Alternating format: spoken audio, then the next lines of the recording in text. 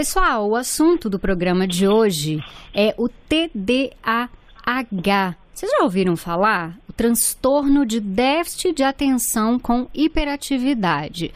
Quem vai bater um papo com a gente sobre esse assunto é o Dr. Clay Britz, ele que é neuropediatra do Instituto Neurosaber e ele é autor de um e-book bem interessante que se chama Mitos e Verdades sobre o TDAH, Entendendo para Incluir. É um livro gratuito, né, Dr. Clay? Boa tarde, tudo bem? Olá, boa tarde a todos os ouvintes.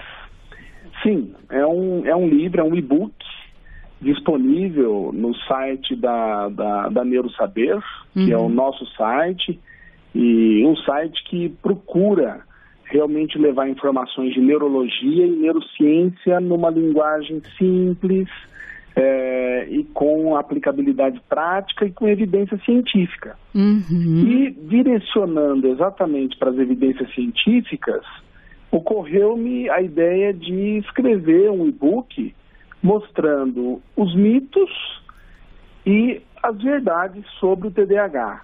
Um transtorno que ainda é muito desconhecido do grande público. Mas que naturalmente hoje, com o avanço da neurociência e com as pesquisas, esse transtorno ele passou realmente a ser melhor esclarecido. E hoje em dia as pessoas já estão começando a ter contato com o que significa TDAH. Entendi. O único problema é que a maioria dos profissionais que ainda lidam com crianças e tanto a nível de saúde quanto educação, ainda não conhecem esse transtorno. É mesmo, Dr. Clay? Sim, ainda não. Que coisa. Ouvi falar, muitos já ouviram falar, mas infelizmente muitas pessoas ainda têm algumas desconfianças. Existem pessoas que acham que TDAH não existe, tem pessoas que acham que TDAH é apenas aquela criança agitada, inquieta, tem pessoas que ainda acham que TDAH é um problema de limite, o que os pais não dão regras para essas crianças e por isso elas ficam agitadas. Outras pessoas julgam que o TDAH é um problema social gerado por um mundo tecnológico repleto de situações corridas do dia a dia e de muitos estímulos e que a criança por isso ficaria com falta de atenção e hiperatividade. E o que é o TDAH, então, Dr. Clay? Isso. O TDAH é um transtorno geneticamente determinado, herdado dos nossos pais ou progenitores, ou pessoas que já tinham esses sinais, esses sintomas na nossa família, e isso é transmitido de geração para geração. O TDAH é um transtorno que leva o indivíduo a ter um excessivo déficit de atenção, dificuldade de manter os pensamentos organizados para cumprir atividades, porque se distraem de forma extremamente frequente. Qualquer estímulo vindo de dentro de si mesmo e estímulos vindo de fora faz com que essa pessoa não consiga cumprir adequadamente atividades do dia a dia.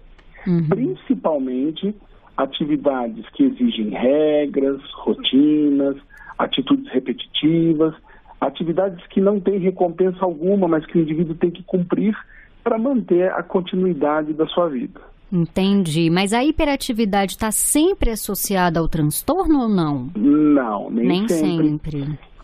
50%, 60% dos pacientes que têm TDAH somente apresentam hiperatividade. 40% não, só tem o déficit de atenção. Olha, professor, acho que muita gente não sabe disso, Esse é o primeiro mito que tem que cair, porque muitas crianças, muitos adolescentes ficam sem esse diagnóstico, ficam sem a descoberta de que tem TDAH, porque são indivíduos quietos, tímidos, que quase não falam dentro da sala de aula, e o professor não detecta isso, porque fica com aquela ideia de que TDAH é um transtorno que leva à hiperatividade.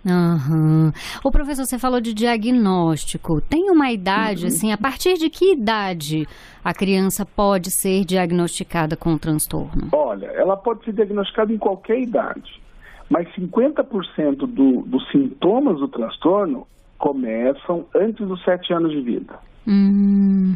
95% antes dos 16 anos. Então, o período para identificar se a criança tem ou não TDAH é durante a infância e a adolescência. Você sabe que eu tenho uma tia que tem TDAH e ela só descobriu quando diagnosticou a filha de 15 anos. Que é minha sobrinha. Olha que interessante. Ela conviveu com o transtorno a vida inteira. Enfim, né? Achava que era normal, que era uma condição dela. Aliás, isso é muito comum, Olha, viu? Às vezes a gente descobre que um parente tem a partir do diagnóstico de outro. Olha, e bem o que o senhor falou que é genético também, né? É genético, muito. Ou mais comum ainda, você faz o diagnóstico no filho e o pai se identifica, falando, doutor, eu sempre fui assim, e nunca ninguém disse que eu tinha o que o meu filho tem. Foi o que aconteceu com ela. Hoje, ela tem uma vida com muito mais qualidade, porque ela faz o tratamento, então ela faz o tratamento junto com a filha, né?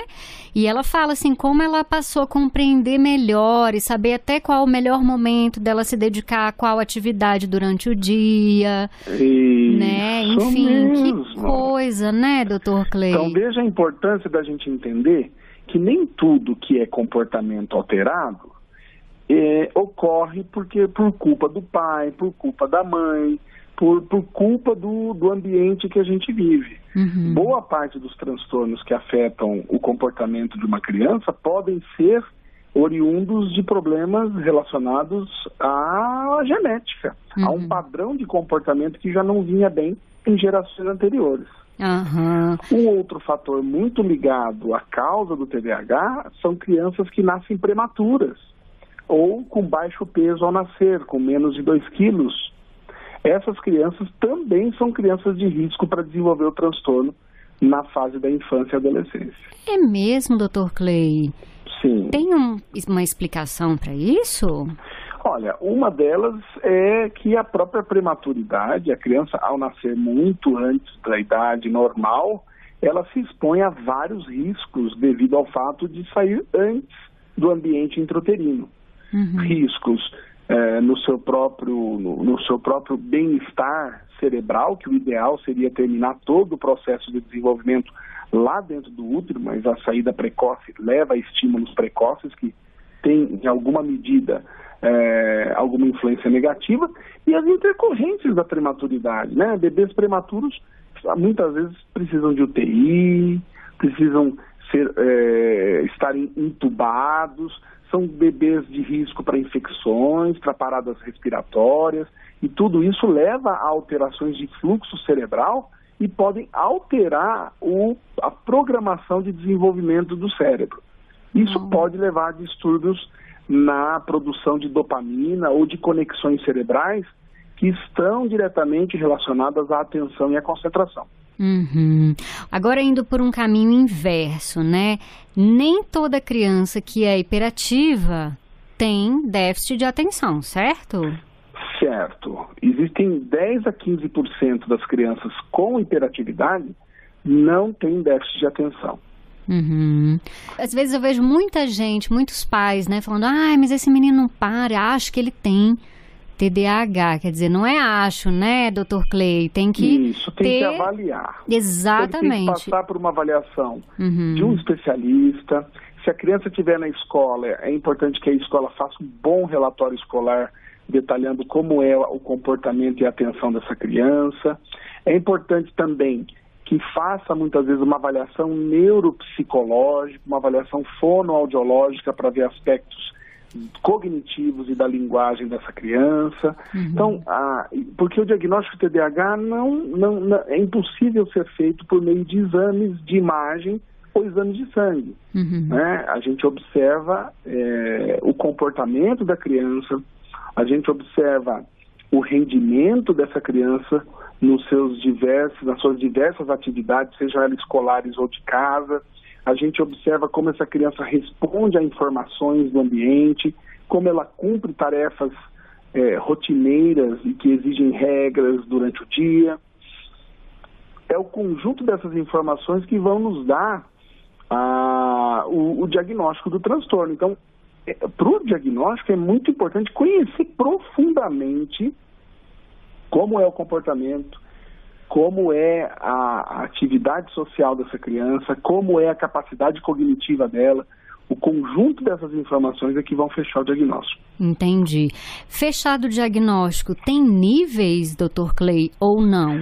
Sim, existem casos mais severos, casos mais leves, de acordo com os prejuízos que esse transtorno leva para esse indivíduo no seu contexto. Entendi. Então, nem todo tratamento é medicamentoso, ou não? Nem sempre. Nem sempre. Mas uma grande maioria desses pacientes vão passar por um tratamento medicamentoso. Entendi. Por quê? Porque eles têm um déficit de dopamina nas vias de atenção. E parte dessas vias, elas não são conscientes, elas são involuntárias. E sem o aporte medicamentoso, é muito difícil essa criança conseguir ter autonomia e memorização adequada para cumprimento de tarefas do dia a dia. No caso dessa minha tia mesmo, ela fala, né, que assim, sem o remédio, ela não consegue realizar algumas atividades do dia a dia dela.